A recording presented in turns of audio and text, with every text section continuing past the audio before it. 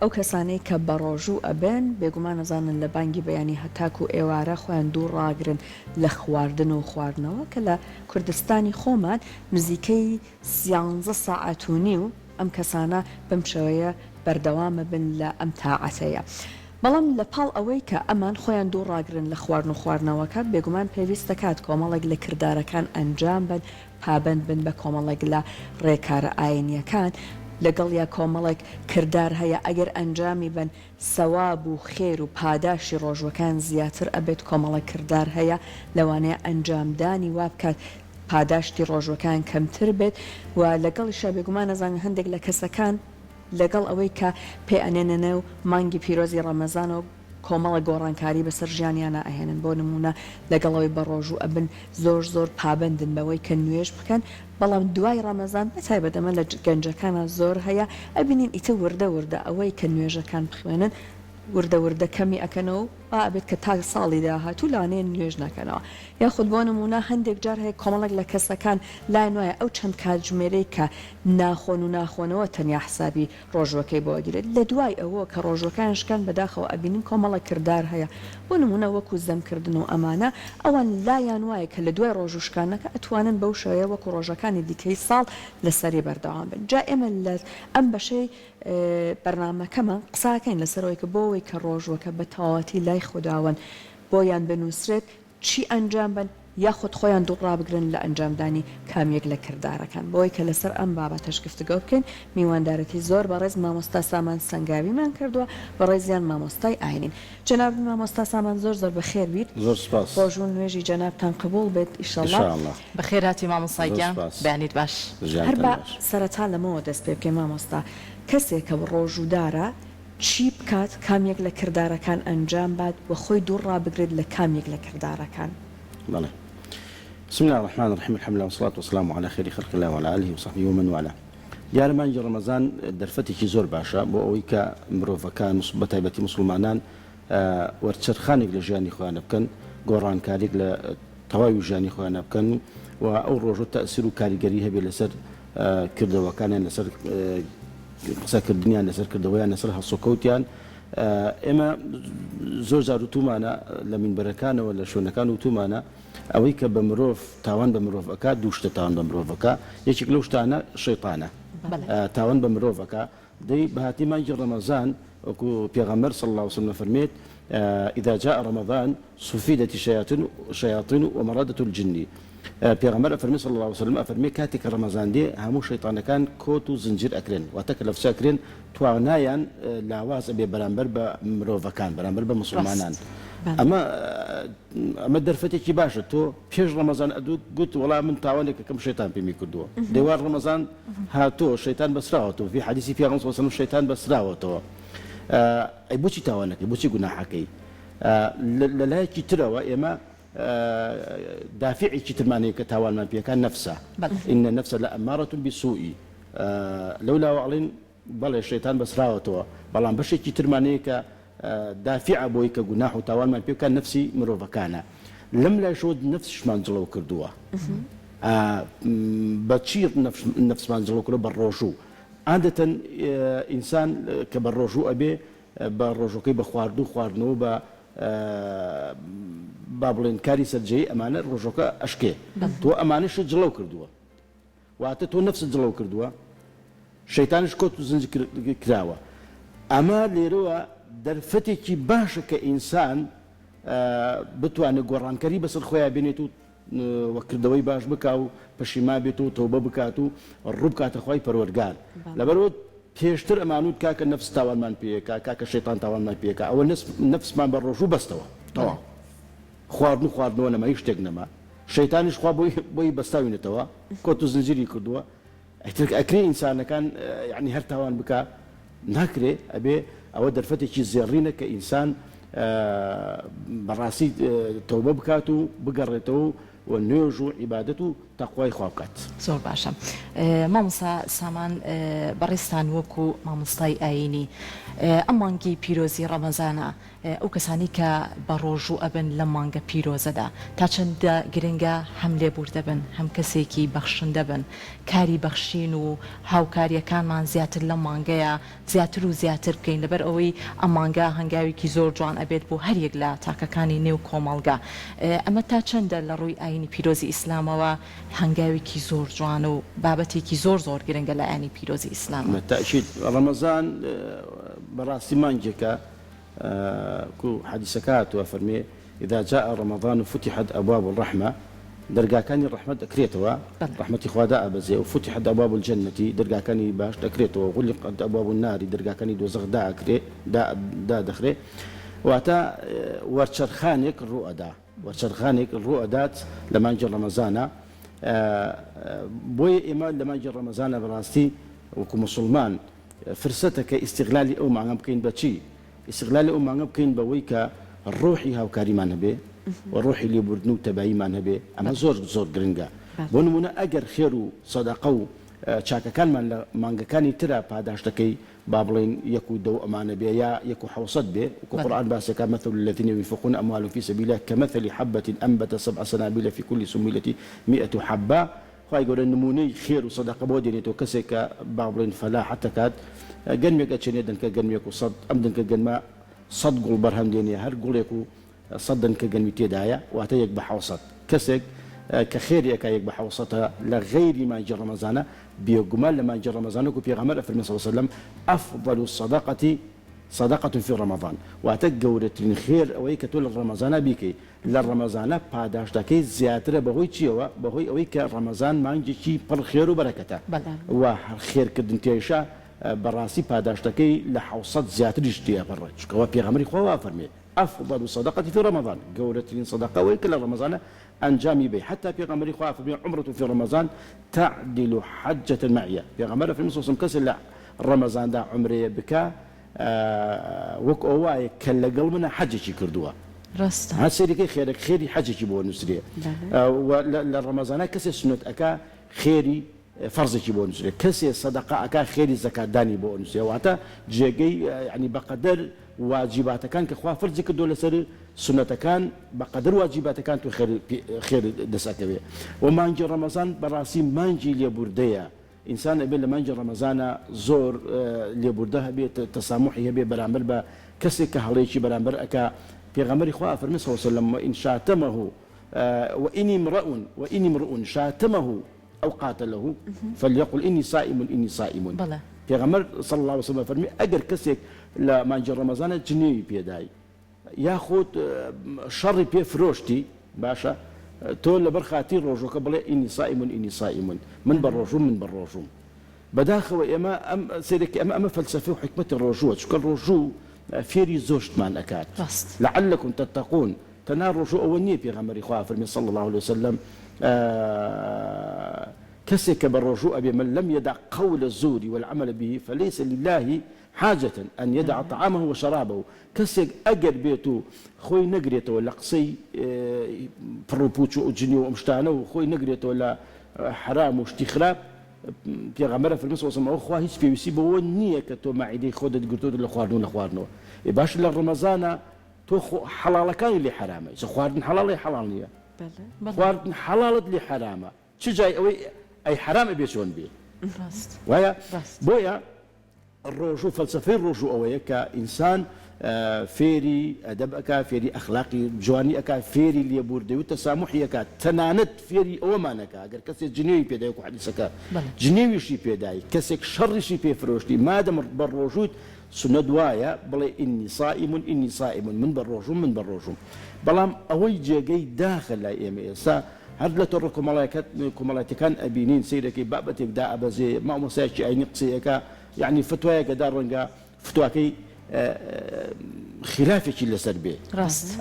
سيركي هر مسلمانة لا كومنتا بما يجي رمضان بديانو بصدان جنيو بخويو بدايكو باوچيو بنازانچو انا بمردو ابو اجداي جنيو هذا لكاتك في غمره في النص وصلنا لا تسبوا الاموات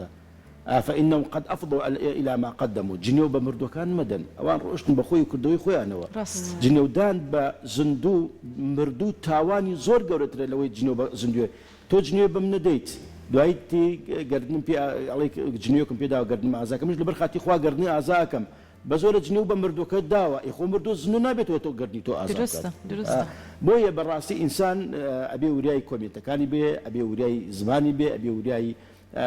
شاتكاني بي زور جاري كابرا بالرجوع لرمضان يعني الرجوع في روي نكرو تابع يعني لا سر بابلين فيسبوك خليكي تشات وبابلين دلداري أمانية يعني إنسان أبي وداي شاتكاني شيء براتو كبر رجوع أبي زباني بالرجوع بي دستي بالرجوع بي تشاود بالرجوع بي جود بالرجوع بي زبانة بالرجوع بي همو أما بيوتي الرجوع تايبت أما الرجوع عمانية ببلو عام الرجوع عم درش ندروا يترهب نخوينو نخوينو أبي همو أعزا كان من بالرجوع بفعلي بالرجوع أو الرجوع كقرآن باسيك لعلكم تتقون في تقوى منك ما مستائمة بينين كهندق لك سكن لقل أوي بروجون بلام كومالك لكردارة كان هيا أنجامي أدن بداخوة ولواني أما وابكات كتنانت باداشي أو روجوان كم تربيتو أو لاينا عينيكي بريزت باشتر أزاني بلام بونمونا أجر پیشەیەکی هەیە هەندێک جار بەداخەوە خەشێک ئەکات لە پیشەکەیە کەسی وا ئێمە بەرگوێمان ئەکەوێت بۆ مناڵێ بە ڕۆژوو شەوا ئەکا بڵێ ڕۆژوەکەی بۆی بنووسرێت بەڕاستی ئەگەر کەسێک بەم شۆیە مامەڵی کرد لەگەڵ ڕۆژوەکەیە کۆمەڵە کردداری نادروستی ئەنجامدا ئایا ئەمە وا کات پاداشی ڕۆژوەکەی چۆن بۆی بنووسرێت بە دڵنیایی خۆی پاداشتی ڕۆژوو پاداشتێکی زۆری هەیە پێغەمبەری خوا فەرمی صلی الله علیه وسلم أفرمي من قام رمضان إيمانا واحتسابا غفر له ما تقدم من ذنبه هر کسی بابلين بالرجوع لما جرى رمضان أو سير رجاء بدون مرج من قام رمضان إيمانا يعني بإيمان كتاو إيمان داربي كأبراء بالرجوع توزق الله عليه كره بالرجوع موي الرجيم كمدابزم أو إيمانية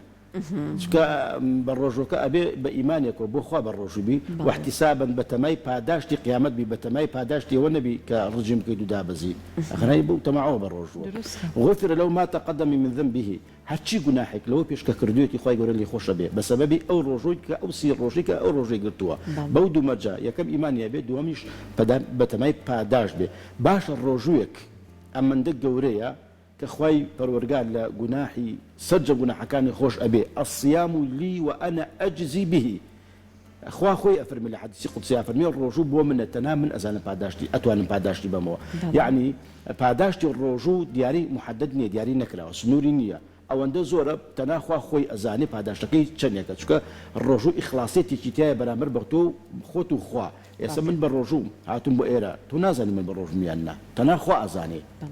من نازم تو بروج نتون حكم لساتهم همو عبادة كانت الروالة ديارة بلام روجوش تيك النهينية أو نهينية باريس الصوم أمانة في غمر إخوة في صوم روجو نهينية لقل أو أمر روجو أو ندفع داشتكي جورية أو ندفع داشتكي جورية بلام بداخل ومع الأسف هندق لمسلمانان دين أو أمانته في غمر أفرمي الصيام أمانة فليحفظ أمانته في غمر أفرمي صوم الروجو أمانته أبي باريس قاري له أمانة بكي بلان بداخل هندك لمسلمان نالم هموي هنديك بشك لمسلمانان باريس قاري له أمانة ناكن باريس قاري له رجوع ناكن كأو أزرو باداش تكيتي كاتي لقر رجوع بونا سيرك لولا سيت لبازارة أشياء جرانك بتايبتي لما يجي رمضان أو جاي داخل لولا تأورو بيكان لمناسبة كان يعني كأيما بوان علينا غير الدين يعني علينا وانا مسلمانين كشي سيرك لبونا كان يعني لمناسبة كان يعني بونا عيني كان أنا سيركي لسطا بنجاي جاريواي لسطا حفتاو بينتي سعري أشياء وكالا كان دا أبزينن لبرخاتي أوي كبوني جناتو تبيشو بلام يمين مسلمان نكاتي رمضان كبرجوع أبين لم لا وإما برجوع أبين لولا سيركي قولي خلق برين لولا سيركي أشياء لسد خلق رانكي في غمرة فرمي صلى الله عليه وسلم من دخل في أسعار المسلمين شيئا هركسك سعر مسلمان اشتيخ بخات السر نرخكان بوي سعر لسر مسلمان جرانكا بغمر إخوة أفرمي صلى الله عليه وسلم للرجل قيامته أدخله الله بعظم من النار يوم القيامة للرجل قيامته أخوي جورد داي أن يشتننا وأجري دوزخا أي سوتين بأجري دوزخ أو مسلماني كأسعار كان جران أكا يتولم له بالرجوع أبي أصلي الرجوع ويا أصلي تجتد لحكمتي الرجوع ويا یوسف پێغەمبەر کاتێکە مەسئولی دارایی بوو لە میسر برسی بوو دایمە بە ڕۆژوو ئەبووتیان بۆ بە ڕۆژووت دایمە بە ڕۆژووی وتي والله أترسم أن أشبع فأنسى الجائعة وتي والله أترسم دائما تربو فخير من اللي بيربتشتوا حكمة الرجبونة كي من كمن دصلاة دارك مأمر مسؤولي أم خزينيهم أترسم دائما تربمو أو خلق الرشور وتبرسم لبيربتشتوا بويا برسمو زوجار بالرجو أمام بوي معاناة خلق بيربتوا كاتي كسيتي مسلمان كبروجو أبي أصل وايا فقيري ببيربتوا هاو كاري فقير بها هاو كاري هجار بها نكبر واشتيان لسر جرانكا اما بيتشواني حكمة فلسفة الرجوع اما براسي اما كاري خراب او كساني كا دير لبازار اسعار جران اكل وشتومك كان جران اكل لسر خلق بتايبتي للرمضان فقير زور بيسي بها وكاري هي بدل لمانجا كان يتر للروجي ججنانا بيس فقير زور بيسي بها وكاري هي تقول له مانجا بعكس واتشت لسريان جرانكي سزاكي تو اويك الروجي قيامتها خوي جورا خاتنا واغري دوز خوا زور باشا مامسا سامان مانگی پیرۆزی ڕەمەزان بە پیوتەکانی جەنابەت کۆمەڵێک ڕێکاری زۆر جوانت باس کرد لە ئاینی پیرۆزی ئیسلامە ئەوانەی کە لە مانگی پیرۆزی ڕەمەزانە بە ڕۆژوو ئەبن نوێژ ئەکەن ئیتاعاتی خۆیان ئەکەن لە مانگەکانی دواتریشە بە هەمان شێواز ئەو ڕێکار ئاینیانە جێبەجێ ئەکەن بەڵام بە شێوازێکی تر هەندێک کەسمان هەیە ڕەنگە تەنها لە مانگی ڕەمەزانە بە ڕۆژوو بێت ساڵی ڕابردوو ڕەنگە بە ڕۆژوو نەبوو بێت ئەم ساڵ بە ڕۆژوو ئەبێت پێویستە لە دوای مانگی ڕەمەزانیش سرجەم ئەو ڕێکارە ئاینیانی کە پەیڕەوی کردو لە مانگی ڕەمەزانە لە مانگەکانی دواتریشە پەیڕەوی بکات بەڵام زۆر کەسمان هەیە بە پێچەوانەوە ڕەنگە بڵێ هەر بۆ بەرچاوڕۆنی کەسانی چواردەوەر بۆ بەرامبەرەکەی ئەژی مانگی ڕەمەزان ئەڵێ من خێر و خێراتەکەم من ئەوەکەم یعنی وەکو چۆن بڵێ بۆ کەسی بەرامبەر ئەژی بەڵام لە مانگەکانی دواترە ئەو ڕێکارانە پەیڕە ناکات پێ دوایە ئەمە چۆنچۆنی ئەبینرێت والله لراستيا من كان يعبد محمدا فإن محمدا قد مات ومن كان يعبد الله فإن الله حي لا يموت كاتك في غمر وفاتي كد إمام عمر كدي باش مشيرك أوتي أجر هركسي محمدي فرستوه ووفاتي كد هركسي خوي محمدي فرستوه أو هر باقي ومعه من جلي روبو برابر رمضان بو خشك برمضان عليهم هركسي رمضان أبرسي رمضان ما ينكو كتاي بيدي أجر خوي رمضان أبرسي خوي رمضان دوان زمان كان موجودة درست بويا اويك لنا رمضان براسي توبيك لو قراوت ودعوي لي خوشبري لي خويك لو دسي كلو بنيوش وطاعت وعبادت ان شاء الله خوي جورا عفى الله عما سلف اويك كردوت خوي جورا لي خوش بوا بلام بردوان بلسر او بلام بمرجك بردوان بلسر او توبيك كردوتي بردوان بلسر او نيوش عبادي تديك كردوتي اما زور جرينجا كسي مان زور له زور كسانا هر رمضان نيوش اكاو بالرجوع ابي جاء ما حكم كي الإسلام شونو والشريعة بيروز إسلام شون سيري أم كسانا أكا أجرت سر بالروق قناعتي وكسا أجر بالروق قناعتي وكسا بالروق قناعتي وايك أخوها هي وقيامتها وبهشت ودوزخ واللي برسنو أمانها هي بلام زور جال دوي رمضان والتمالي أي جريت ونيوج كاني ناكاتو رجون ناقري يما بينالين أما هرشي كردو بطال أبيتو شنك خواي جوري لقيامتها فمن يعمل مثقال ذرة خيرا يرى حسابي مثقال ذرة كردو فاصون لك سناكا للرجل قيامتها باي أو عبادتي كردو تخواي جوري حسابي وكا خواي جوري ظلم يما خواي جوري ظلم لك سناكا باي أو عبادتي كردوتا خواي جوري حسابي وكا وباداشتي أداتوا بلام للرجل قيامتها فمن ثقلت موازينه فهو في عيشة راضية ومن خفت موازينه فأمه هاوية لروج قيامته ترازو ديت بيش وتشاكو خرابي تو ابيويري بترازو كيخوا اتر تو دوان زمان عبادتي نكر ليك مانغا كعبادتي كردوا مانغا او عبادتي او مانغا خدنا وتاي لترازوكا او يان زمان اخرته حتما تشاكا كان كم ترى وايا تشاكا كم ترى بويا انسان ابي بيركاتو كبراسي كتوبيك يكجا توبك وعبادتك ان شاء الله خوي يقول لي خوش ابي بداخ وزور جاري شيء هندك مسلمان كتوباك وقريتوا خلقي توانجي تيجري تعلق لي ادا اما قرانوي تشي توبي تشي متى دو واي كدو تاكو دنيا واي كدو تا دنيا مشي كدو اما خطر براسي حتى عندي خلقي كارتي باش توجهن معنا توزيع كان اما خوالي خوش نبي اما تشي حتى حديثك معني كابراي توبي كدو قرايوا بياوي كتر صحابه ودياره پیاوێکی باشش بوو ئەڵێ وتی والله لا يغفر الله لفلان وحديث صحيحة تۆڵای کابرا کە تەوبەی کردو داوای لە خۆشببوونی لەخوا کردووە ئێستا تەوبەی کردو گەڕاوەوە قەت خوا لێ خۆش نابێت لەبەرەوەی ڕابردوویکی زۆر خراپی هەیە دزی و گەندەڵی و خرتاوان و زینا و نازان چمانە خوای گەورە قەت لێ خۆش نابێت ئەڵێ خوای گەورە وحی کرد بۆ پێغەمبەر فەرمووی من ذا الذي يتألى علي إني قد لا أغفر لفلان ئەڵێ خوای گەورە وحی کرد بۆ پێغەمبەر فەرمی ئەوەی چییە بۆ ئەو بڕیارەیدا وتی خوا لە فڵان کەس خۆش نابێ بەهۆی ئەوەی کە ڕابردوویەکی زۆر خراپی هەیە تاوانێکی زۆر زۆریە خوا لێ خۆش نابێ فإني قد غفرت لفلان مادەم تۆبەی کرد و داوای لێ خۆشبوونی کرد من لێی خۆش بووم بەڵام وأحبطت عملك ئەو کەسەی ئەو بڕیارەیدا وتی خوا لە فڵان کەس خۆش نابێ ئەو مسلمانەکە ئەو بڕیارەیدا هەرچی کردەوەی چاکە کردوێتی لەسەر ئەو قسەیە هەمووی مسڵیەوە حدیثەکە صحیحە یعنی بەڕاستی ئەم بڕیارانە زۆر خەتەرە ئێمە پیرۆزبایی و دەستخۆشی لە کەسێ ئەکەین کە لە ڕەمەزانە با بڵێن ئەگەڕێتەوە تۆبە ئەکا داوای لە خۆشببوون ئەکا من لێرە حەزەکەم هەر مزگەنیەک بە تێک ڕای مسلمانان بم وەکو پێغەمبەری خوا صلی الله وسلم أفرمي والذي نفسي بيدي لو أخطأتم حتى تملأ خطاياكم ما بين السماء والأرض ثم استغفرتم الله لغفر لكم پێغەمبەر ئەفەرمێ سوێن بەو کەسەی کە ڕۆحی منی بەدەستە ئەگەر تاوانەکانتان ئەوەندە زۆر بێ پڕ بە بینی ئەرز و ئاسمان بێ بەس داوای لە خۆشببوون لە خوا بکە خوای گەورە دەرگای کراوە لێت خۆشە بێ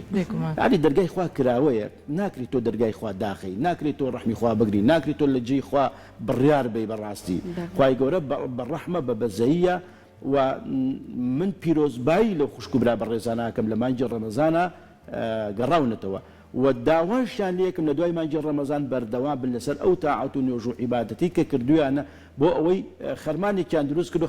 خەرمانەکەیان نەسووتێنن ڕاستدارین بەو شێبێ مامۆستا ئەگەر بە کورتی ئاماژەیەک بۆ ئەم بابەتەش بکەی بەڕێزت ئێمە هەندێک جار ئەبینین ڕۆژوانەکان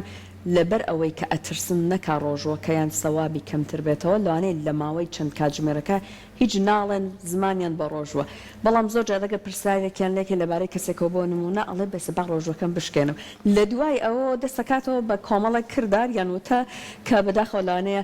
گونجاو نەبێت بۆ مسلمانێک ئەوەی کە لە مانگی ڕەمەزانە هەرچەند مانگەکان دیکەشە بێت ئەو شێوەی جوانی مرۆڤ هەر بەردەوامی هەبێ بەڵام بەتایبەت لە مانگی ڕەمەزانە ئایا دوای ئەوەی کە کەسەکە ڕۆژوەکەی شکان بۆ نمونە بەم شێوەیە مامەڵەکردن لە ڕووی ئاینیەوە چۆن باسی لەیەکرێت وەڵای خۆی ئەسڵ وای ڕۆژوەکە فێرمان بکە کە ئێمە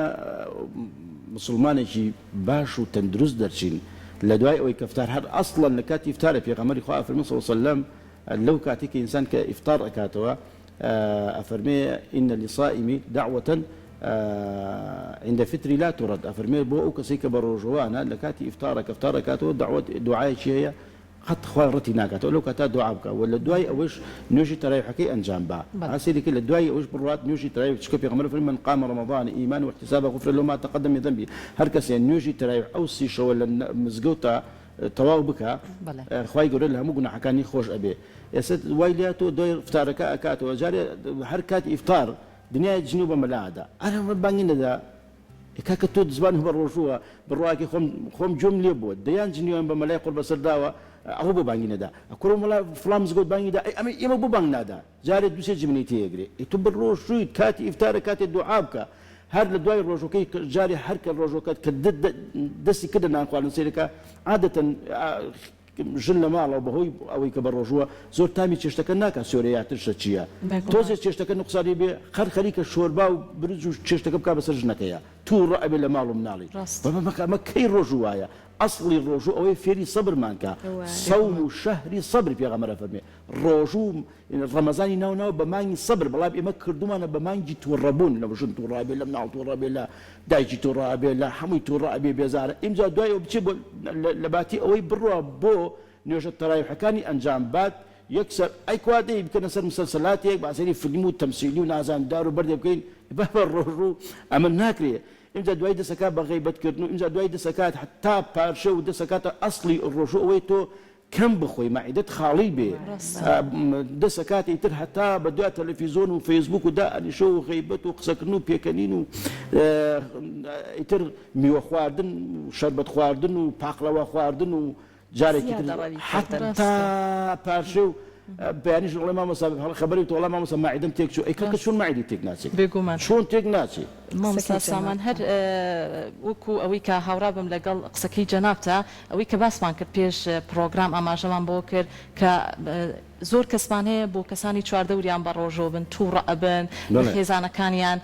ئەڵێ چێشتەکەت بۆ ئامادە نەکردویان چێشتەکە تام و چێژی بۆ شێوازەیە کۆمەڵێک بابەتی تریش لە هەمان کاتە هەندێک کەسیشمان هەیە ئەبێتە هەوڵێک بۆ بە خۆداچوونەوەیان لەو مانگەیە ڕەنگە لە پێشووترە کۆمەڵێک هەڵی ئەنجام دابێت ئەوێت لەم مانگی پیرۆزی ڕەمەزانەیە دەرفەتێک بێت بۆ ئەوەی کە ئەو هەڵانە دووبارە نەکاتەوە ئەڵێ من بۆچی کەسایەتی وا بووە بۆیە دەست ئەکات بۆی کە لێبوردە ئەبێت بەرامبەر کەسانی چواردەوری ڕەنگە دڵی کەسێکی ئادەست کرده بێت بە هەمان شێوە ئەچێتەوە سەر ئەوەی کە کەسایەتی خۆی باش بکات بۆیە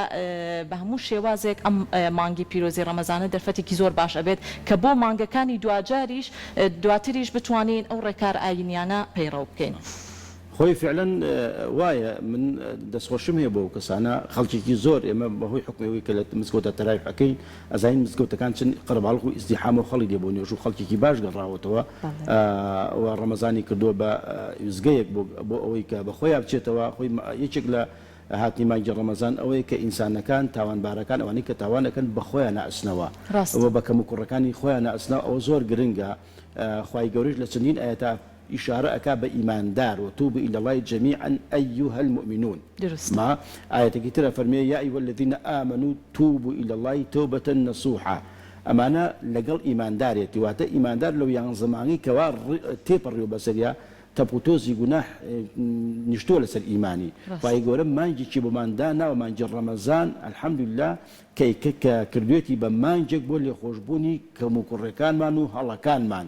أو معنی کردو بە دەرفەتێک کە ئینسان تایە تەوبە بکە و بگەڕێتەوە بە تایبەتی ئینسانی مسلمان و ئیماندار ئێمە كل بني آدم خطاء هەموو مرۆڤێک گوناحەکە تاوانەکە بەڵام خەیر و خەتائینە ئەتەوابون باشترین تاوانبارە و کەسێک کە تەوبە ئەکا بۆیە مانگی ڕەمەزان دەرفەتێکی باشە بۆ ئەوەی کە ئینسان تەوبە ئەکا کە تەوبەی کردو گەڕایەوە ئەو مانگە کە بە ڕۆژوو ئەبێ نوێژ و عیبادەتەکە ئەمەش مشک و ڕاهێنانێکە بۆ مانگەکانی تر بەردەوام بێ لەسەری زۆر ڕاستە سپاس بۆ بەڕێز سپاس بۆ تەجوانەکانی جەنابیش بەخێراتی مامۆستا سامان زۆر سپاس بۆ مامۆستا سامان سەنگاوی بەڕێستان وکو مامۆستای ئاینی ئەمڕۆ لە پرۆگرامی ڕۆژێکی نوێ کۆمەڵێک ڕوونکردنەوەی زۆر باشمانیان لە جێبەجێکردنی ڕێکارە ئاینیەکان بە ئومیدین هەمووان بتوانین سوودمەند بین لە تەواوی زانیاریەکانی بەڕێزە